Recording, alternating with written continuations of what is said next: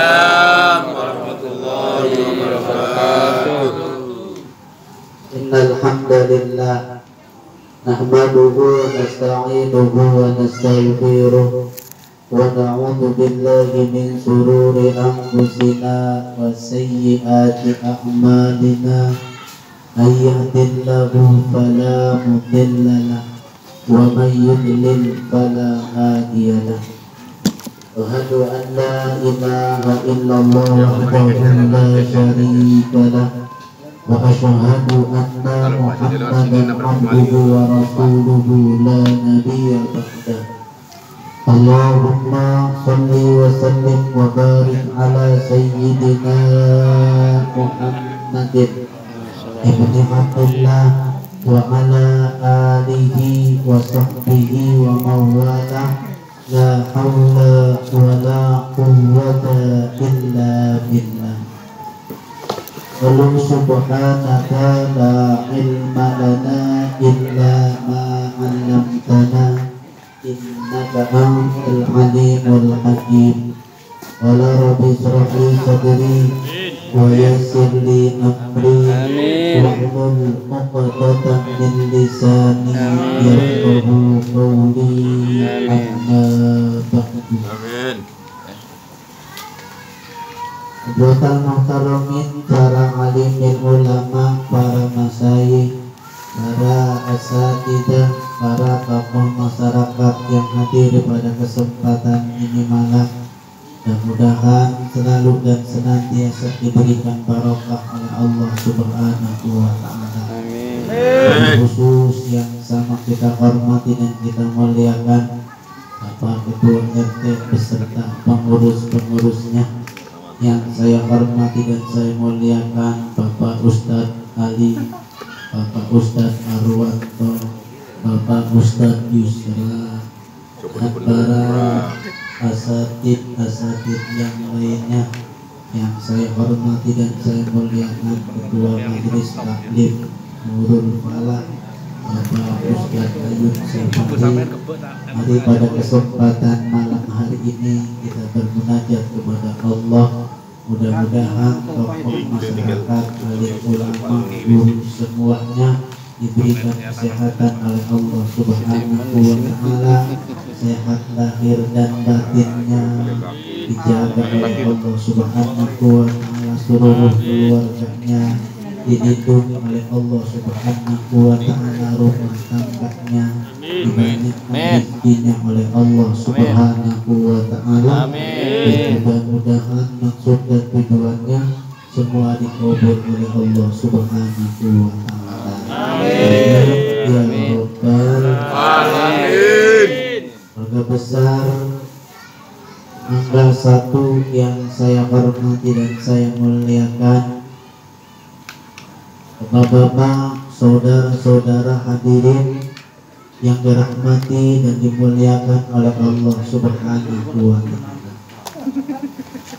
Alhamdulillah, kita panjatkan puji syukur kehadirat Allah Subhanahu wa ta'ala dengan anugerah nikmat yang diberikan oleh Allah, baik itu nikmat-nikmat Islam, sehat walafiat, panjang umur, kesempatan, sehingga pada sore menjelang malam hari ini kita berada di Jalan Mangga 1 kembali dapat bersilaturahim yang tertunda lama kurang lebih 2 bulan karena pandemi virus corona meningkat tajam, sehingga menghalangi kita untuk senantiasa bersilaturahim.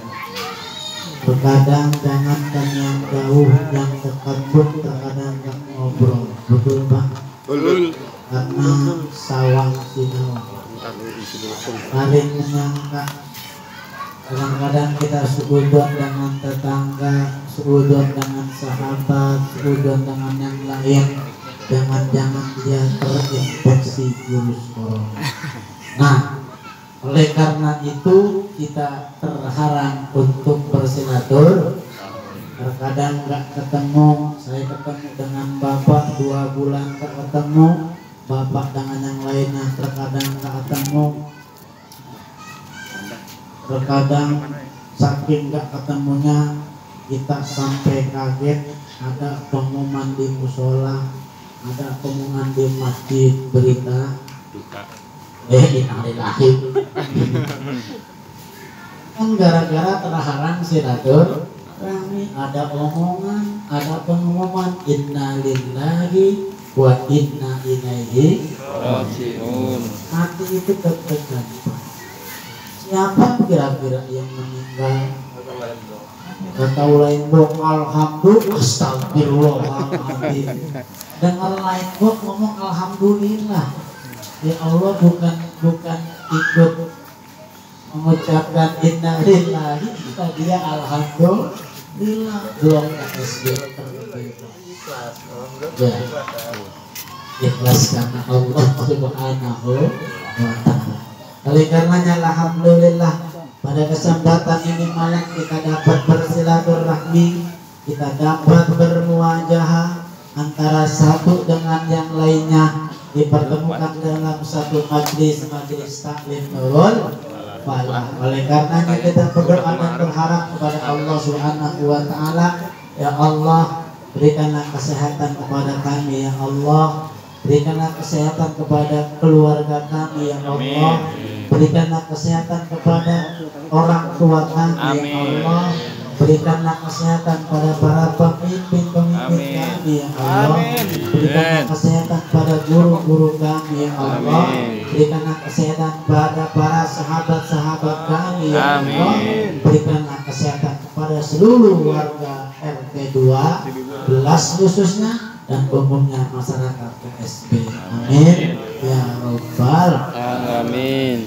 Terkadang nih zaman sekarang gara-gara virus corona kita nggak bisa keluar, Pak. Keluar dimarahin, di rumah dimarahin. Keluar dimarahin sama Satpol PP, sama penjaga. Enggak keluar dimarahin sama siapa? Istri. Ya Allah, kompak banget. Dimarahin sama istri. Makanya nih dengar berita yang banyak gara-gara dimarahin sama istri sama penjaga, yang banyak meninggal kaum Laki. Allah kaum laki. Mudah-mudahan kita diberikan panjang umur oleh Allah Subhanahu wa ta'ala. Amin ya Rabbal. Kemudian sholawat teriring salam takzim. Mari kita limpah curahkan pada baginda Nabi besar Muhammad sallallahu alaihi wa alihi wasallam. Dan mudahan kita semua diaku sebagai umat baginda Nabi besar Muhammad, dan pada akhirnya kita berada di surganya Allah Subhanahu wa ta'ala, berjumpa beliau Rasulullah sallallahu alaihi wa alihi wasallam. Bapak saudara hadirin yang dirahmati dan dimuliakan oleh Allah Subhanahu wa ta'ala, kita kembali memulai majelis taklim. Sedikit saya sampaikan karena masih PPKM level dan naik apa turun sekarang?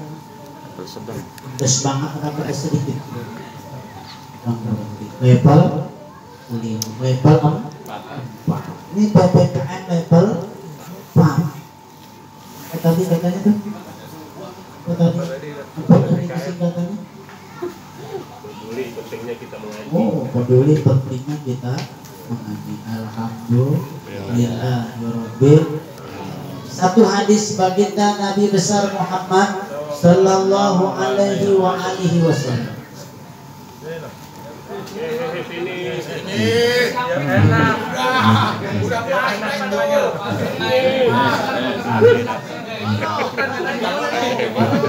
Telat ketinggalan dia mah telat.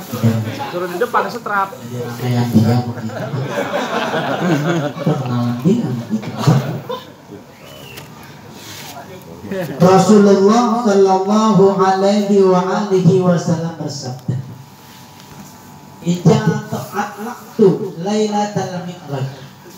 Ketika aku melihat pada malam Mi'raj, apa yang dilihat oleh baginda Nabi besar Muhammad sallallahu alaihi wasallam, yang dilihat oleh beliau Rasul tentang kebanyakan penduduk neraka. Langsung dikasih makan.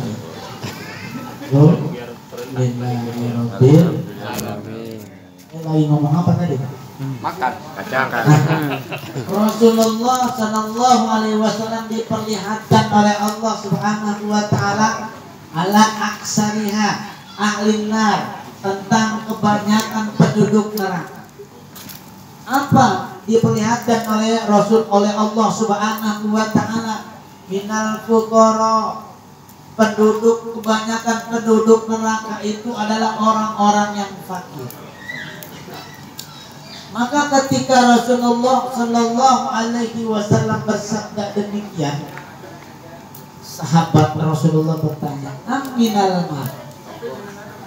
Pikiran mereka, pikiran sahabat-sahabat Rasulullah ketika Rasulullah berbicara fakir, pikiran mereka, pemahaman mereka menanyakan bahwa orang fakir itu identik dengan tidak punya harta. Betul. Makanya sahabat, minal mali ya Rasulullah. Apakah mereka enggak punya duit ya Rasulullah? Apakah mereka enggak punya harta ya Rasulullah? Apalagi pemikiran kita zaman sekarang pasti berpikirnya demikian. Kalau sudah fakir berarti fakir harta.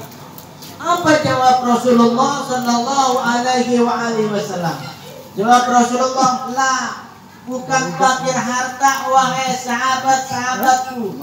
Lalu fakir apa ya Rasulullah? Minal baru goreng ini. Akan tetapi yang dikatakan fakir di sini adalah bukan fakir harta, bukan nggak punya duit, bukan nggak punya sesuatu yang lebih masalah dunia, tapi yang diinginkan oleh Rasulullah, yang diperlihatkan oleh Rasul, oleh Allah kepada Rasulullah adalah fakir ilmu. Fakir ilmu, Pak. Kalau orang nggak punya duit malah cepat masuk surga. Orang miskin itu cepat masuk. Apa yang mau dihisap? Orang miskin itu orang nggak punya duit, makanya kalau orang yang banyak duit hisapnya lama, masuk surganya cepat. Nih, kalau orang yang nggak punya duit itu hisapnya sebentar, maka langsung masuk surga. Kalau orang kebanyakan duit, orang kaya biasanya hisapnya nggak ngomong, yang ngomong bukan saya tuh Pak Yusra. Itu bukan kata Pak Yusra, itu kata Rasulullah Sallallahu Alaihi Wasallam. Kenapa? Yang dihisapnya dari mana harta kau dapatkan, kemana harta kau belanjakan. Itu hisapnya orang yang punya duit. Kalau orang nggak punya duit biasa, apa yang mau dihisap? Duit nggak dapat, apa juga kagak. Biasanya kalau orang susah itu insya Allah rajin ibadahnya, insya Allah rajin ibadahnya, insya Allah. Ini jelas Mas saya ngomong Pak. Orang susah rajin ibadah benar? Insya Allah. Benar. Kadang-kadang ada yang rajin ibadah, ada yang tidak rajin ibadah. Tadi ibadahnya nol, rajin doa dari kabulkan, berarti ibadahnya.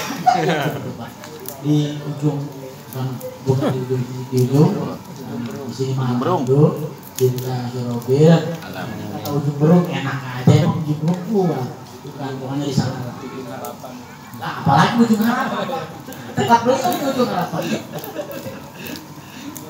Bapak saudara hadirin yang dirahmati dan dimuliakan oleh Allah Subhanahu wa taala. Yang Rasulullah kandaki adalah, yang diperlihatkan oleh Allah Subhanahu wa taala adalah orang-orang yang tidak mempunyai ilmu agama. Mereka lam yata'lam, mereka tidak mau belajar. Walam yastami, dan dia tidak mau mendengarkan. Walam yukhalitil ulama, Bahkan dia tidak mau duduk bareng dengan para orang-orang yang mempunyai ilmu. Ngedengerin gak mau, belajar gak mau, duduk di majelis taklim gak mau. Kan ada orang yang gak mau datang ke majelis taklim, dia di rumah tetap dia mendengar pengajian. Alhamdulillahirabbil alamin. Ini ada orang gak mau duduk ke majelis taklim, gak mendengarin majelis taklim, dia nyetel bulu tangkis. Cuek banget gitu kalah. Enggak saya ngomong. Saya ngomong orang enggak, kecuali kalau nyebut seseorang baru domelin. Enggak, saya enggak. Kesindir. Enggak kesindir. Tembak bukan sindir lagi. Masa jangan ditemes dulu. Ya saya nggak nyindir siapa. Bukan di sini alhamdulillahirabbil alamin. Walaupun di gang lain gang aja pasti di gang yang mana insya Allah. Itu berarti masih mau duduk di majelis taklim.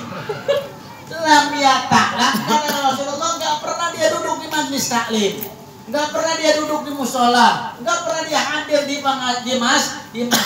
Tapi orang ini rajin duduk di majelis taklim dan ketika di gang ada pengajian dia hadir. Berarti bukan termasuk itu kata Rasulullah Shallallahu Alaihi Wasallam. Kenapa kali saya bilang itu? Dicemas dia sudah.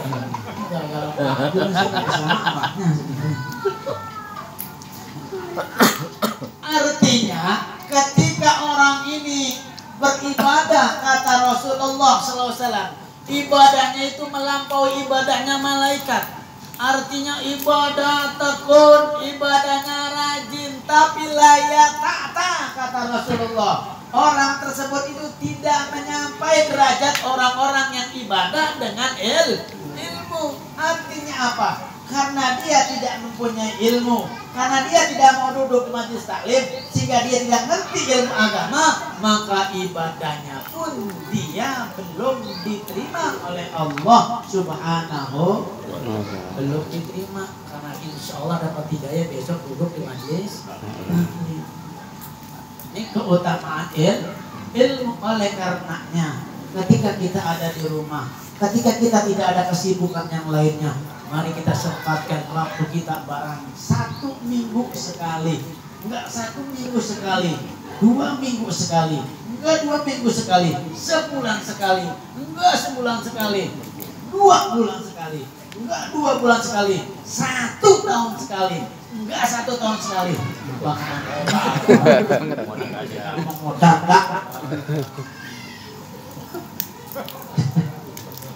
Mudah-mudahan kita semua diberikan hidayah. Amin.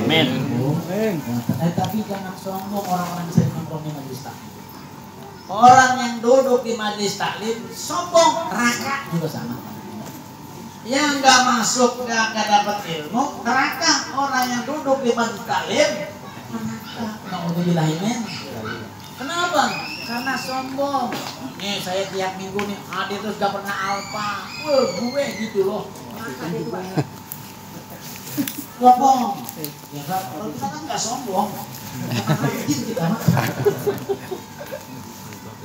Alhamdulillahirabbil alamin. Artinya apa? Keutamaan ilmu sangat luar biasa. Dengan ilmu kita mendapatkan fasilitas dari Allah Subhanahu. Dengan ilmu kita akan masuk surganya Allah Subhanahu wa ta'ala. Kenapa? Karena kita ngerti dan paham tentang syariat agama Allah Subhanahu wa ta'ala. Ketika sedekah kita tahu ilmunya, ketika sholat kita tahu ilmunya, ketika zakat kita tahu ilmunya, ketika memberikan sesuatu kita tahu ilmunya, maka semua amalan sah di hadapan Allah Subhanahu wa ta'ala dan diterima oleh Allah Subhanahu wa ta'ala. Amin ya rabbal alamin. Sekali lagi, mari hadiri majelis taklim.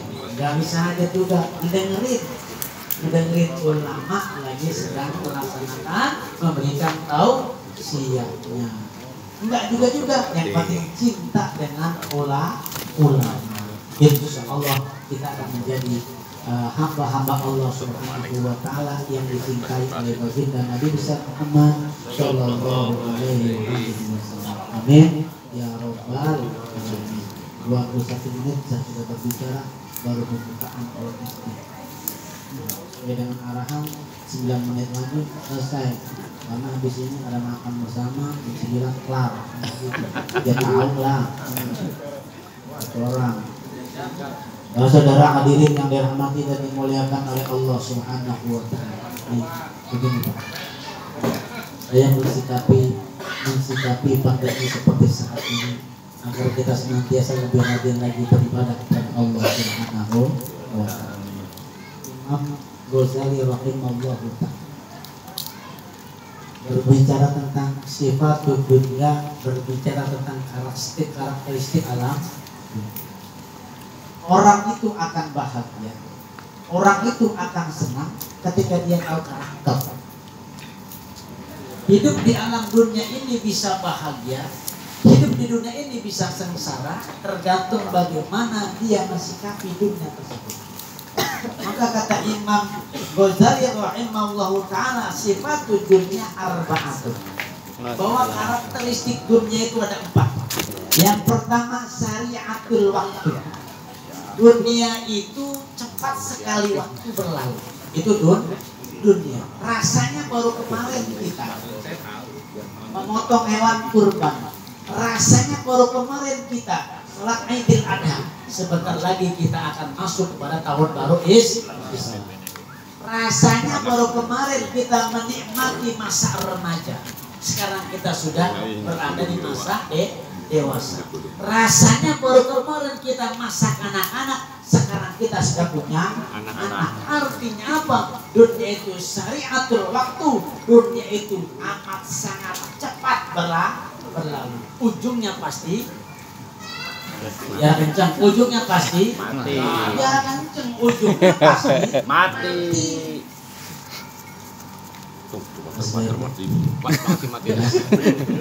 Jelas banget. Gugus mati ya. Masa saya ngomong pajol terlalu jauh. Nih artinya apa?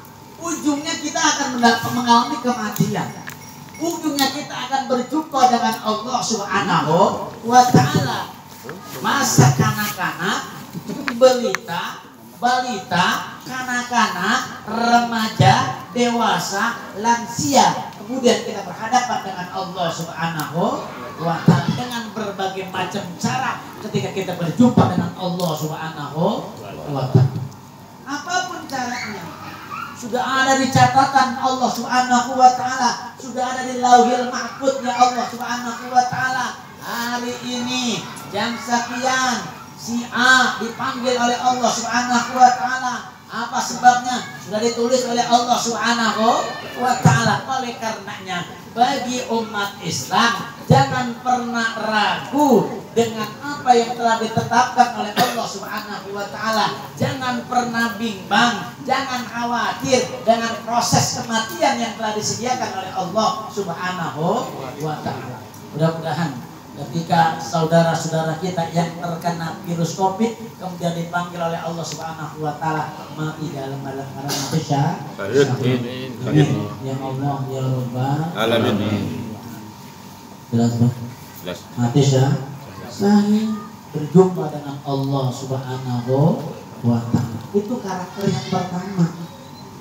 Kalau kita sudah ngerti dan paham, insya Allah kita akan bahagia. Contoh begini Pak, saya ambil contohnya. Kita berumah tangga nih, ya Pak. Kita berumah tangga ya. Makan tapi fokus Pak.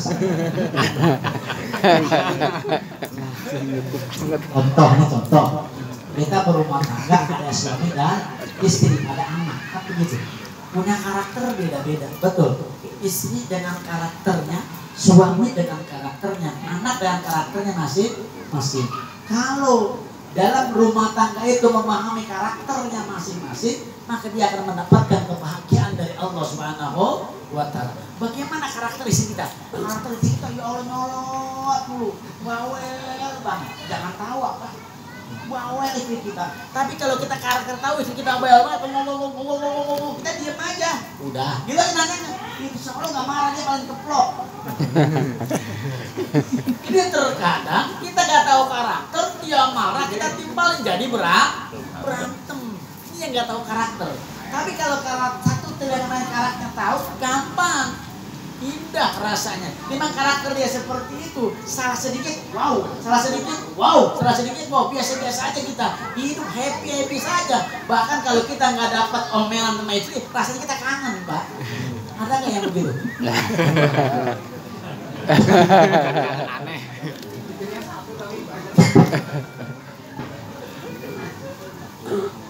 Biasanya kalau nggak ada begitu kita kangen rasanya. Ingin bukan omelan, ingin rasanya ini istri kita ngomong terus kangen katanya. Kalau nggak ada gitu nggak rindu kita kan gitu. Jangan-jangan pengalaman itu namanya ngerti karakter. Yang pertama syariah itu namanya. Yang namanya Allah itu syariah. Kemudian yang kedua itu apa kata Imam Ghazali rahimahullah taala, yang namanya sifat dunia itu adalah lahwun walaib. Dunia itu senda gurau, maka rugi kalau orang-orang yang beriman kepada Allah Subhanahu wa taala yang hanya orientasinya, yang fokusnya hanya berbicara masalah dunia saja, rugi dia. Kenapa? Karena dunia itu hanya sementara, pasti akan ditinggalkan oleh dia. Hanya senda gurau, yang nama senda gurau, yang namanya permainan gak ada yang lama. Kuat sama kuat, rubber set, habis rubber set pasti ada yang kalah. Itu namanya dunia.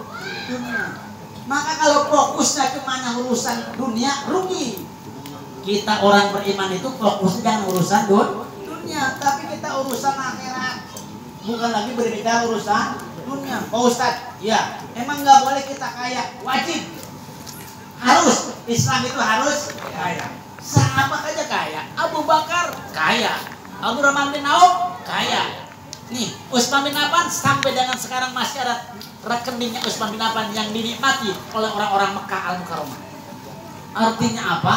Karena itu ada artinya Islam itu boleh kaya, tapi kekayaan itu digunakan untuk di jalan Allah Subhanahu wa taala. Maka kalau kita berharap kita sama dengan mereka yang notabene tidak beriman kepada Allah Subhanahu wa taala, mereka tiap tanggal 26 ngarepin tanggal 1 ngarepin gaji. Kalau cuma hanya ngarepin gaji, rugi. Tujuan kita bukan itu. Akan tetapi tujuan kita ketika sudah dapat gaji, ketika kita punya duit, bagaimana caranya setiap tanggal 1 saya akan dermakan, saya akan infakkan harta saya di jalan Allah Subhanahu wa taala. Saya tunggu tanggal 25 karena saya ingin berbagi. Saya tunggu tanggal 1 karena saya ingin berzakat. Saya tunggu tanggal 1 karena saya ingin sedekah. Itu pemikiran orang-orang yang beriman kepada Allah Subhanahu. Artinya begini, nih, orang Islam itu doanya jangan ya Allah, minta kaya ya Allah, minta banyak duit ya Allah. Jangan orang beriman itu. Mintanya doanya begini, ya Allah, kalau bulan ini saya sodako hanya sekitar 500.000 rupiah ya Allah warin zakatnya. Bulan depan ya Allah saya pengen 2,5 juta ya Allah. Berarti kita makin Banyak. Gitu kan indah doanya Pak. Jangan minta kaya padahal mah sama. Sama tapi beda Kak, beda isinya. Redaksinya yang berbeda. Ya Allah, saya pengen ya Allah nanti tahun depan, kalau tahun depan saya menyantuni anak yatim 500 orang ya Allah, tahun depan saya nyantuni nanti 1.000 orang ya Allah. Berarti kita ditambah rezekinya oleh Allah Subhanahu. Karena tujuan kita bukan dunia, tapi tujuan kita adalah akhiratnya Allah Subhanahu wa taala. Kalau kita ngerti dan paham dengan karakter itu, insya Allah hidup kita akan bahagia. 3, saya singkatnya. Yang ketiga itu adalah ad-dunya makanul musibah. Dunia itu tempatnya musibah. Musibah itu datang sini berganti. Sekarang ini musibah apa? Pandemi virus corona. Selesai virus corona, pasti datang lagi musibah yang lainnya. kemarin tsunami, banjir bandang, dan lain sebagainya, longsor dan lain sebagainya. Setiap tahun ganti musibah yang diberikan oleh Allah Subhanahu wa Ta'ala. Kalau kita ngerti bahwa dunia itu tempat musibah, biasa aja kita mensikapinya. Dengan virus corona yang 1,5 tahun ini melanda, biasa saja kita, Pak, biasa saja. Kenapa? Karena ini musibah yang telah diberikan oleh Allah Subhanahu wa Ta'ala. 9:02 menit biasa. Nggak takut, nggak resah, nggak khawatir, biasa saja. Kenapa? Sebab karena dunia makanul musibah, tempatnya musibah. Kalau nggak pengen kena musibah, nggak usah hidup di alam dunia. Ganti flu burung pernah, antrak pernah, taun pernah. Sekarang yang mutasi, virus. Mutasi ini virus mutasi vaksin yang kayak kaki nah Sinovac masih belum Delta kan, sekarang Delta berarti percuma vaksinnya baru.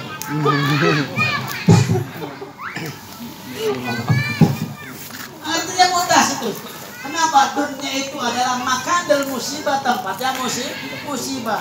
Musibah itu datang sini berganti antara satu dan lainnya dengan tingkatan yang berbeda. Itu masalah dunia. Mudah kita kalau kita sudah memahami, oh iya, dunia itu tempat musibah. Nanti datang berbagai macam penyakit, nanti berbagai musibah yang diberikan oleh Allah Subhanahu wa Ta'ala dengan berbagai macam variasinya. Itu adalah sudah ditentukan oleh Allah Subhanahu wa Ta'ala.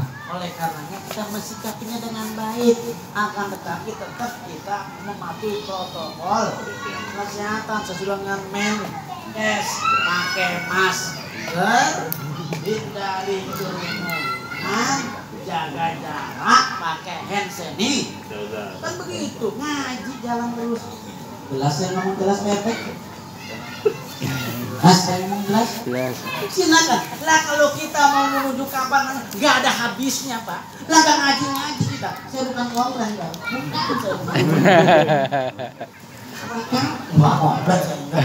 Coba kalau ada habis-habis yang penting prokes. Yang penting protokol kesehatan. Yang sehat datang ke majelis taklim. Yang sakit silakan di rumah. Nggak usah di portal-portal. Kalau saya RT-nya, nggak kan beda.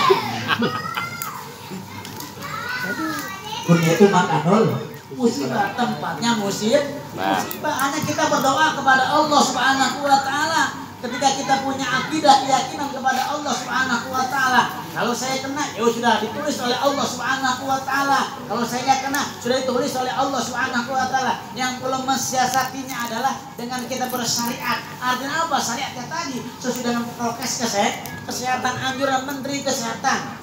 Menteri Kesehatan ini Menteri Kesehatan bukan robot pintar penjahitan.